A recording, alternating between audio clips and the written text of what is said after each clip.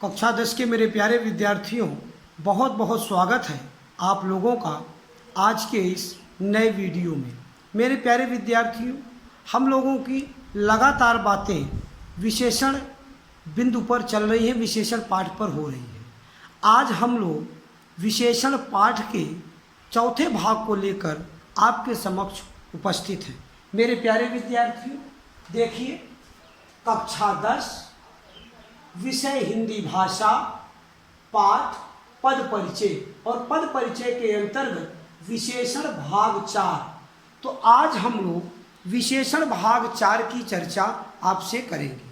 प्यारे विद्यार्थियों, विशेषण भाग 4 की चर्चा हम आपसे करें, इसके पूर्व विशेषण भाग 3 के बारे में हम आपसे कुछ बातें करना चाहते हैं।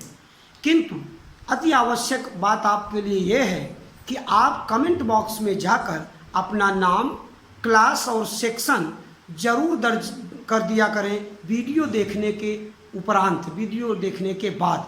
क्योंकि पूरा वीडियो देखने के बाद आप अपना नाम, क्लास और सेक्शन जब दर्ज करेंगे, लिखेंगे, तो उसी के आधार पर हम आपकी उपस्थिति और अनुपस्थिति का आंकड़ा लगा पाएंगे। तो मेरे प्यारे विद्यार्थियों, आप कमेंट बॉक्स में जाकर अपना नाम, क्लास और सेक्शन जरूर लिखा करिए वीडियो देखने के बाद।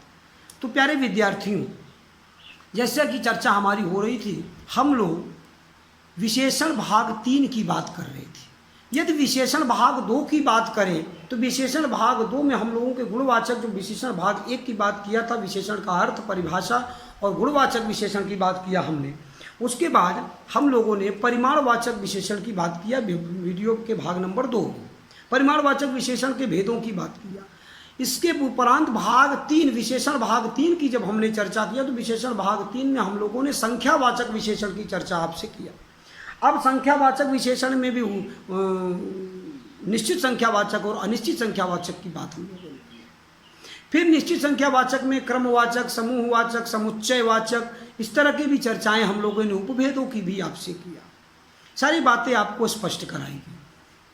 प्यारे विद्यार्थियों, कल हमने एक प्रश्न आपके सामने छोड़ा था कि परिमाण की संख्यावाचक और परिमाणवाचक विशेषण में अंतर क्या है। इस बात को आपको स्पष्ट करना था, इस बात का उत्तर आपको अपने से लिखना था।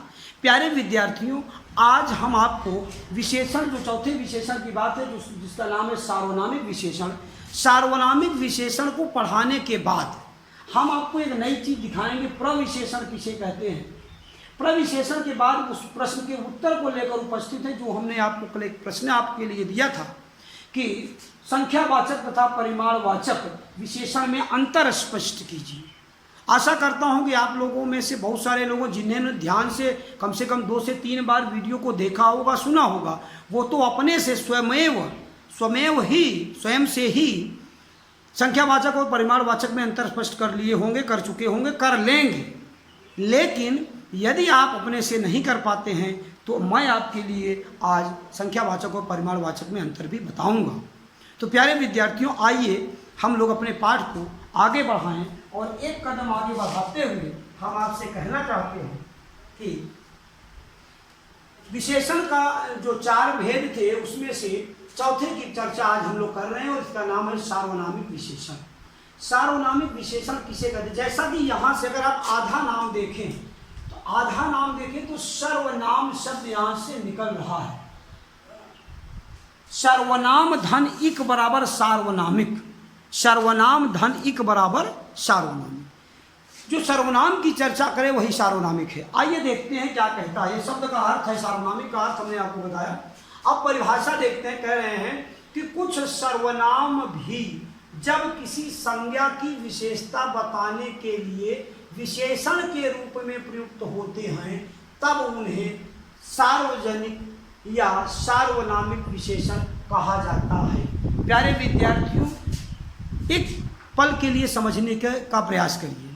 क्या कह रहा है सार्वनामिक विशेषण। सार्वनामिक विशेषण कह रहा है कि जब, यद्यपि विशेषण शब्द अलग होते हैं, लेकिन कभी कभी जब सर्वनाम शब्द विशेषण का कार्य करने लगे भाषा में, व्याकरण में, जब हिंदी व्याकरण में वाक्य ऐसे आए जहाँ पर सर्वनाम ही विशेषता बताने लगे, तो विशेषता बताने वाले को विशेषण कहते हैं। लेकिन सर्वनाम शब्द अगर विशेषता किसी की बता रहा है तो उसे ही सार्वनामिक विशेषण कहते हैं।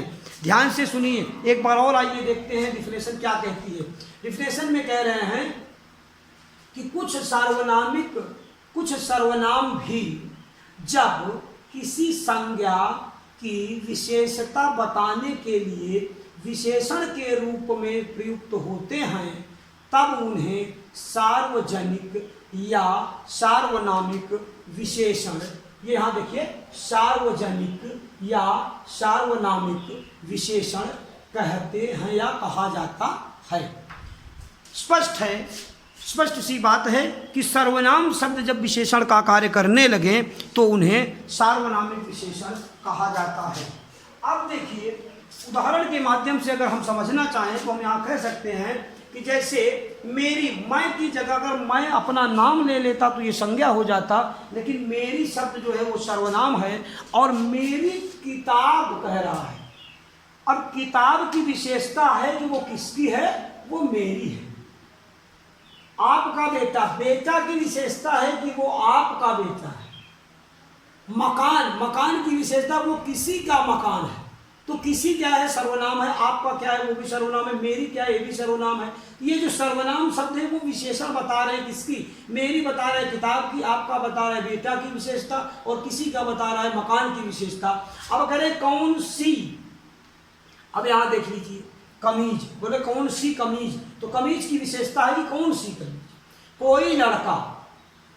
यहाँ देखिए, कोई लड़का। अब ये जो कोई शब्द है वो सर्वनाम है और ये सर्वनाम विशेषण की बात कर रहा है कि लड़के की विशेषता है कि वो कोई लड़का। आज उपरोक्त वाक्यों में ध्यान से आप देखेंगे, यहाँ कह रहे हैं कि उपरोक्त वाक्यों में, ऊपर के वाक्यों में मेरी, यहाँ देखिए, मेरी, आपका, आपका, किसी का, किसी का, कौन सी, ये लिखा है कौन सी, और कोई, यहाँ लिखा है कोई। ये जो सारे शब्द हैं ध्यान से देखिए, उपरोक्त वाक्यों में मेरी, आपका, किसी का, कौन सी तथा कोई शब्द सार्वनामिक हैं।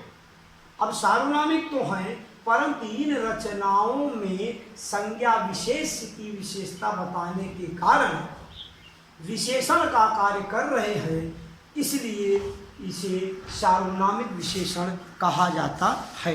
जब सर्वनाम शब्द विशेषण का कार्य करने लगे, फिर से कह रहे हैं कि जब सर्वनाम शब्द विशेषण का कार्य करने लगे तो उसे सार्वनामिक विशेषण कहा जाता है। मेरे प्यारे विद्यार्थियों, एक कदम और आगे बढ़ाते हुए आइए हम देखते हैं कि क्या हम सार्वनामिक विशेषण को समझ पा रहे हैं। यदि व्हाइट बोर्ड को छोड़ दें, एक पल के लिए, एक मिनट के लिए, एक क्षण के लिए, थोड़ी देर के लिए आप मेरे साथ रूबरू होइए। मैं क्या कह रहा हूँ आप समझने, सुनने की और समझने की कोशिश करिए। बार बार इस बात को समझिए कि मैं क्या कह रहा हूँ। मेरा ये कहना है कि सर्वनाम की बात, सर्वनाम के 6 भेदों की चर्चा हमने बाकायदा आपको सर्वनाम पाठ पढ़ा और सर्वनाम के 6 भेदों की चर्चा भी आपसे। जब सर्वनामों की चर्चा किया तो आप सर्वनाम को स्पष्ट रूप से समझ रहे हैं। और सर्वनाम की छोटी सी परिभाषा क्या है कि संज्ञा के स्थान पर प्रयुक्त शब्द को सर्वनाम कहते हैं। तो जब आप सर्वनाम जान रहे हो तो आप समझने की कोशिश करिए कि अगर कोई सर्वनाम शब्द किसी संज्ञा शब्द या विशेष की जब विशेषता बताने लगता है, फिर से सुन लीजिए, कोई सर्वनाम शब्द जब किसी विशेष या किसी संज्ञा शब्द, किसी वस्तु या किसी व्यक्ति की विशेषता बताने लगे, कौन, सर्वनाम शब्द, तो उसे सार्वनामिक विशेषण कहते हैं। यही इतनी बात है, इस बात को आप समझने की कोशिश करिए। हमने आपको सार्वनामिक विशेषण, सार्वनामिक शब्द का अर्थ बताया, सार्वनामिक विशेषण की भाषा बताया, 4 उदाहरण आपको बताए। अब इन 4, 1, 2, 3, 4 और ये 5 उदाहरण, इन 5 उदाहरणों के माध्यम से आपको 5 वाक्य बनाना है। ये आपकी अपनी कैपेसिटी और क्षमता पर डिपेंड करता है, आपके अपने मनोबल पर डिपेंड करता है कि आप कितने सुंदर वाक्य और कितने अच्छे वाक्य इन उदाहरणों से, 5 उदाहरणों से आप बना लेते हैं। मेरे प्यारे विद्यार्थी, सार्वनामिक विशेषण के बाद अब हमारी बात आती है कि प्रविशेषण किसे कहते हैं। अभी तक तो हम विशेषण के बारे में चर्चा कर रहे थे, हमने आपसे बताया भी था कि 3 से 4 वीडियो में हम विशेषण को कवर करने की कोशिश करेंगे, समझाने की कोशिश करेंगे, क्लास इन्वायरमेंट आपको देने की कोशिश करेंगे। आइए, सर्वनाम विशेषण की चारों विशेषणों की बात हो गई। गुणवाचक विशेषण, परिमाणवाचक विशेषण, संख्यावाचक विशेषण और सार्वनामिक विशेषण, चारों विशेषणों की चर्चा हमने आपसे कर ली। अब जब हमारी चर्चा शुरू होती है वो होती है प्रविशेषण की। क्या है प्रविशेषण शब्द का अर्थ? प्रविशेषण किसे कहते हैं? क्या है प्रविशेषण की परिभाषा? इन बातों को समझने की हम लोग कोशिश करते हैं। देखते हैं, यहाँ लिखा है प्रविशेषण। कह रहे हैं प्रविशेषण वे विशेषण शब्द हैं, या आप ये कह सकते हैं ऐसे शब्दों को प्रविशेषण कहते हैं। प्रविशेषण वे विशेषण शब्द हैं जो विशेषणों की भी विशेषता बताते हैं। ये है डिफिनेशन, जो विशेषणों की भी विशेषता बताते हैं। अब डिफिनेशन वहां की देखने के बाद आप थोड़ा सा कंसंट्रेट होइए मेरे साथ, आप समझने की कोशिश करिए। प्रविशेषण क्या है? अगर विशेषण की कोई विशेषता बताए, जैसे हमने कहा कि श्याम की गाय काली है, तो गाय है विशेष और काली है विशेषण। गाय की विशेषता क्या है कि वो क्या है? काली है। अब अगर मैं कह दूं कि श्याम की गाय बहुत काली है, तो काली की भी विशेषता क्या है? वो सामान्य नॉर्मली काली ब्लैक नहीं है, वो ज़्यादा काली मतलब बहुत काली है। अब मैं आपसे कह दूं कि मोहन की कमीज सफ़ेद है, ये तो एक विशेषण की बात है कि विशेषण क्या है? कमीज विशेष है और विशेषण क्या है कि वो सफ़ेद है। अब मैं कह दूं बहुत सफ़ेद है, उसकी शर्ट लाल है लेकिन उसकी शर्ट बहुत लाल है। जैसे मैंने कहा वह लड़का पढ़ने में तेज है, ये तेज जो है लड़के की पढ़ाई की विशेषता है कि वो तेज है। लेकिन अगर मैं कह दूं वो लड़का पढ़ने में बहुत तेज है, तो तेज की भी विशेषता कौन बता रहा है? बहुत। तो मेरे प्यारे विद्यार्थियों, बस इतना ही आपको थोड़ी सी बात समझना है कि विशेषण की भी अगर कोई विशेषता बताए, मोस्टली फोर्स कर दे, तो वो होता है प्रविशेषण। फिर से समझने की बात कोशिश करिए उदाहरण और परिभाषा के माध्यम से। क्या कह रहे हैं? प्रविशेषण वे विशेषण शब्द हैं। प्रविशेषण वे विशेषण शब्द जो विशेषणों की भी विशेषता बताते हैं, प्रविशेषण कहलाते हैं। जैसे वह बहुत सुंदर है, मैंने क्या कहा? अगर मैंने कहा वह सुंदर है, आप कहते हो वह सुंदर है, तो सुंदर होता विशेषण, ये जो बहुत है ये हो गया आपका प्रविशेषण। आप, मैं आशा करता हूँ आप बात को समझ रहे होंगे। आइए एक उदाहरण के और एक उदाहरण के माध्यम से समझने की कोशिश करते हैं। प्यारे विद्यार्थियों, यहाँ देख सकते हैं उसे कच्चा खट्टा आम पसंद है। एक तो आम खट्टा तो है लेकिन कच्चा भी है, वो ये कच्चा है तो ये खट्टा भी है। तो कच्चे की विशेषता है कि वो कैसा है? खट्टा है। विशेषण दो हुआ। आम की दो विशेषताएं यहाँ हो रही। एक तो वो कच्चा है, एक विशेषता ये कच्चा आम, उसे कच्चा आम पसंद है, यहाँ भी कह सकते थे, लेकिन कह रहे उसे कच्चा खट्टा आम पसंद है। तो दो विशेषण, मतलब विशेषण की भी विशेषता कि कच्चे की भी विशेषता है कि वो कैसा है? खट्टा है। तो ये होता है प्रविशेषण। प्रविशेषण कहता है कि मैं विशेषण की भी विशेषता बताऊंगा। विशेषण कहता है कि भाई हम तो क्या करते हैं? संज्ञा या सर्वनाम की विशेषता बताते हैं। और प्रविशेषण कहता है कि भाई आप संज्ञा सर्वनाम की विशेषता बताओ और हम आपकी भी विशेषता बताएंगे। प्रविशेषण और अच्छी चीज है। आगे देखते हैं प्यारे विद्यार्थी, आशा करता हूं प्रविशेषण आपको समझ में आ गया होगा। अब यहाँ एक प्रश्न उठता है, हमने आपको बताया भी था और उसी प्रश्न के उत्तर को मैं आपको बताना चाहता हूँ। मैंने ये आपको होमवर्क दिया था, बिना पढ़ाए मैंने वो जो देखिए संज्ञावाचक विशेषण हमने अलग से पढ़ाया, परिमाणवाचक हमने अलग से पढ़ाया, लेकिन ये जो प्रश्न बना अभी, इस प्रश्न को हम आपको दे चुके हैं 2 दिन पिछले विशेषण भाग 2 और भाग 3 से ही देते चले आ रहे हैं। अब तक आप इसका उत्तर बना लिए होंगे, नहीं बनाए तो यहाँ पर देख लीजिए। क्या है प्रश्न कि संख्यावाचक तथा परिमाणवाचक विशेषण में अंतर स्पष्ट कीजिए। अंतर क्या है? ध्यान से देखिए क्या अंतर है। कह रहे हैं कि संख्यावाचक विशेषण शब्दों, पदों या विशेष को, विशेष माने जिसकी विशेषता बताई जा रही है, इसको छोड़ ही दीजिए। अब कह रहे हैं कि विशेषण शब्दों, फिर से ध्यान दीजिए, कह रहे हैं कि संख्यावाचक विशेषण क्या है? प्रश्न, संख्यावाचक तथा परिमाणवाचक में विशेषण में अंतर। तो बोले संख्यावाचक विशेषण शब्दों ब्रैकेट में पदों या विशेष्य को गिना जा सकता है। दीज आर काउंटेबल, गिना जा, ये है फार्मूला, ये है फार्मूला, ये है सूत्र, ये है नियम। वी कैन काउंट, ये काउंटेबल विशेषण की बात हो रही है। संख्यावाचक जो होता है वो काउंटेबल होता है, वी कैन काउंट, हम गिन सकते हैं। सिंपल सी परिभाषा है, क्या कह रहे हैं कि संख्यावाचक विशेषण शब्दों या पदों को गिना जा सकता है। इनको क्या किया जा सकता है? काउंट किया जा सकता है, गिना जा सकता है।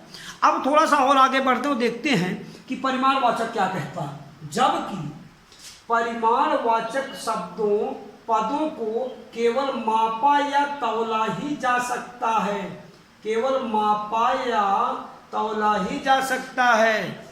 अब ये है, अब इसके उदाहरण की अगर बात करें तो आप समझने की कोशिश करिए।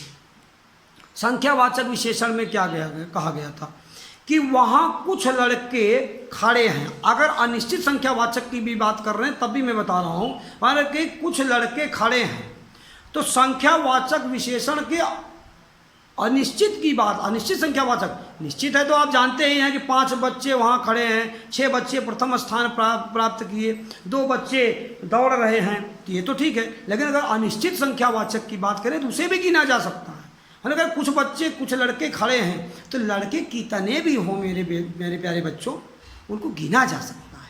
उसके पास कुछ गेंदें हैं, तो गेंदों को भी क्या कर देता था, बॉल्स को भी हम लोग वी कैन काउंट, हम गिन सकते हैं। अब थोड़ा अनिश्चित परिमाणवाचक के बारे में सुनिए। अनिश्चित परिमाणवाचक क्या था? कुछ दूध, चाय के लिए कुछ दूध छोड़ दीजिएगा, कुछ दूध बचा लीजिएगा। हमने कहा कि चीनी थोड़ी मात्रा में लाइएगा, आटा, अगर मैं निश्चित परिमाणवाचक की बात करूँ तो 3 किलो आटा 4 लीटर दूध कह सकता हूँ। मैं अनिश्चित की बात कर रहा हूँ कि देखिए कैसे होता है। अनिश्चित में भी संख्यावाचक में अनिश्चित को गिन सकते हैं, लेकिन परिमाणवाचक में हम केवल दूध को तौल या माप सकते हैं, कितने लीटर है, कितने मीटर। मैंने कहा कुछ कपड़े, सफ़ेद रंग के कुछ कपड़े, लाल रंग का कुछ कपड़ा लेते आइए, तो बोले लाल रंग का कुछ कपड़ा, मैंने कुछ क्या, थोड़ा कपड़ा बोल दिया कि थोड़ा कपड़ा लेते आइए। थोड़ा माने उसको मीटर में नापा जाएगा, उसको गिना नहीं जाएगा। आटे को, जो थोड़ा आटा है उसको क्या करेंगे, गिनेंगे क्या? आटे को गिनेंगे? हाँ, आटे को गिनेंगे? नहीं गिने सकते ना। यही है परिमाणवाचक। तो बोले फिर से समझ लीजिए कि संख्यावाचक को गिना जा सकता है, परिमाणवाचक को केवल और केवल मापा ही जा सकता है, मापा या तौला ही जा सकता है। ये है अंतर संख्यावाचक और परिमाणवाचक में। मेरे प्यारे विद्यार्थियों, संख्यावाचक और परिमाणवाचक के उदाहरण आपको अपने से लिखना है। आप अपने से इसके उदाहरण को लिखिएगा, जैसा कि हमने अभी आपको उदाहरण समझाया, हमने आपको बताया। अब निश्चित संख्यावाचक का भी उदाहरण लिखिएगा, अनिश्चित संख्यावाचक का भी उदाहरण लिखिएगा, निश्चित परिमाणवाचक का भी उदाहरण लिखिएगा और अनिश्चित परिमाणवाचक का भी उदाहरण आप लिखिएगा। तो मेरे प्यारे विद्यार्थियों, ये रही आज की कक्षा। आशा करता हूँ कि आज के इस अध्ययन सामग्री से आप संतुष्ट होंगे, आपको बहुत कुछ सीखने को मिला होगा। आप इन सभी अति महत्वपूर्ण बिंदुओं को अपनी अभ्यास कॉपी में लिखिएगा, याद करिएगा, रटिएगा, बार बार दोहराइएगा और इसको अभ्यास करते रहिएगा। मेरे कक्षा 10 के प्यारे विद्यार्थियों, आइए गृह कार्य की बात करते हैं। गृह कार्य कहता है कि संपूर्ण अध्ययन सामग्री का कम से कम 2 बार अवलोकन करें। पूरे के पूरे वीडियो को कम से कम 2 बार, ये मेरी ओर से इंस्ट्रक्शन है, निर्देश है। यदि आप 2 से ज़्यादा बार देखते हैं बहुत अच्छी बात है, क्योंकि जितनी बार आप देखोगे विद्वानों के कथन से कुछ ना कुछ आपको मेरे प्यारे विद्यार्थियों मिलेगा, और जो मिलेगा उसे आप अपनी कॉपी में नोट करते जाइएगा। आपके भविष्य के लिए अच्छा होगा, आपके पास एक मजबूत स्टडी मटेरियल आपके पास उपलब्ध होगा। तो मेरे प्यारे विद्यार्थियों, पहला गृह कार्य आपका यह है कि कम से कम 2 बार पूरे वीडियो को देखिएगा। दूसरा क्या कह रहे हैं कि संख्यावाचक तथा परिमाणवाचक विशेषणों में उदाहरण सहित अंतर लिखकर याद करिए। क्या कह रहे हैं कि संख्यावाचक तथा परिमाणवाचक विशेषणों में उदाहरण सहित संख्यावाचक तथा परिमाणवाचक विशेषणों में उदाहरण सहित अंतर लिखकर याद करिए। संख्यावाचक तथा परिमाणवाचक, अब देखिए संख्यावाचक तथा परिमाणवाचक, हमने दोनों को अंतर को स्पष्ट किया है। उदाहरण आपको अपने से लिखना है, मैंने आपको पहले ही कहा, कम से कम 5 उदाहरण संख्यावाचक के, 5 उदाहरण परिमाणवाचक के आप अपने से लिखिएगा। तो ये याद करना है। तीसरा होमवर्क क्या कहता है कि सार्वनामिक विशेषण तथा प्रविशेषण की परिभाषा उदाहरण सहित लिखकर याद करें। सार्वनामिक विशेषण तथा प्रविशेषण। प्यारे विद्यार्थियों ध्यान से देखिए, तीसरा गृह कार्य आपको क्या कहता है। तीसरा गृह कार्य आपका कह रहा है कि सार्वनामिक विशेषण तथा प्रविशेषण की परिभाषा उदाहरण सहित परिभाषा और उदाहरण सहित लिखकर याद करिए, अभ्यास करिए। आपको मेरी ओर से निर्देश है कि आप केवल और केवल इन्हीं 2 उदाहरण के माध्यम से प्रविशेषण के न रहिएगा, प्रविशेषण के ढेर सारे उदाहरण बनाने की कोशिश करिएगा। यहाँ पर सार्वनामिक विशेषण की इन्हीं 5 उदाहरणों पर आप डिपेंड मत रहिएगा मेरे प्यारे विद्यार्थियों। 5 उदाहरण आप अपनी ओर से भी बनाने की कोशिश करिएगा। तो प्यारे विद्यार्थियों ये रहा आज की पूरी अध्ययन सामग्री। खूब लाभ लीजिएगा इस अध्ययन सामग्री का, खूब देखिए बार बार। आप कमेंट बॉक्स में अपना नाम, क्लास और सेक्शन लिखना मत भूलिएगा, जरूर लिखिएगा वीडियो देखने के बाद। प्यारे विद्यार्थियों घर में रहिए, सुरक्षित रहिए, खूब परिश्रम करते रहिए, खूब मेहनत करते रहिए, ताकि आपके परिणाम जो बने, आज के परिश्रम से ही कल का परिणाम बनना है। तो मेरे प्यारे विद्यार्थी खूब परिश्रम करते रहिए। आज के लिए इतना ही, मिलते हैं नेक्स्ट वीडियो में किसी नेक्स्ट टॉपिक के साथ। तब तक के लिए धन्यवाद।